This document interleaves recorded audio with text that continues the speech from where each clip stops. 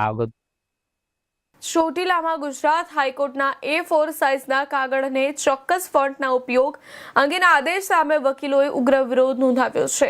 Chotila bar association દ્વારા હાઈકોર્ટના પરિપત્ર સામે સર્વાનુમતે ઠરાવ કરવામાં આવ્યો હતો અને આ હુકમને રદ કરવાની માંગ કરવામાં આવી. ચોટીલા કોર્ટ પરિસરમાં વકીલોએ જોરદાર સૂત્રોચ્ચાર કરી વિરોધ વ્યક્ત કર્યો હતો. આ સાથે જ વકીલોએ કોર્ટની કામગીરીથી અળગા રહેવાની જાહેરાત કરી હતી. વિરોધના ભાગરૂપે વકીલોએ કોર્ટ પરિસરને તાળાબંધી કરી પોતાનો રોષ વ્યક્ત કર્યો હતો. હાઈકોર્ટના તારીખ 1/8/2026ના પરિપત્રનો અમે સખતપણે વિરોધ કરીએ છીએ. ગુજરાત હાઈકોર્ટે આવો પરિપત્ર કરીને જુનિયર વકીલોને આર્થિક રીતે ઘણું નુકસાન કર્યું છે અને આનાથી આ નુકસાન છે એ મોટા ભાગે વકીલોને થઈ રહ્યું છે.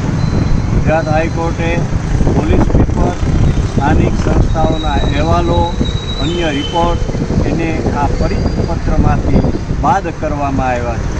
સામે પોલીસ ચાર્જશીટ, પોલીસ પેપર્સ વગેરેને પણ મુક્તિ આપવામાં આવી છે.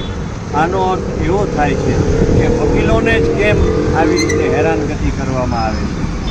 ગુજરાતભરમાં ચોટીલા બાર એસોસિએશને આ પરિપત્રનો સૌ પ્રથમ વિરોધ નોંધાવી અને અચોક્કસ મુદત સુધીનો ઠરાવ પસાર કરી કોર્ટ કાર્યવાહીથી અલિપ્ત રહેલ છે.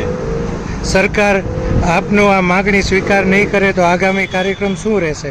આગામી બાર કાઉન્સિલની સોમવારે મિટિંગ થઈ રહી છે. એમાં જે જલદ આંદોલન કરવામાં આવે તેને અમારો ચોટીલા બારનો સંપૂર્ણપણે સાથ અને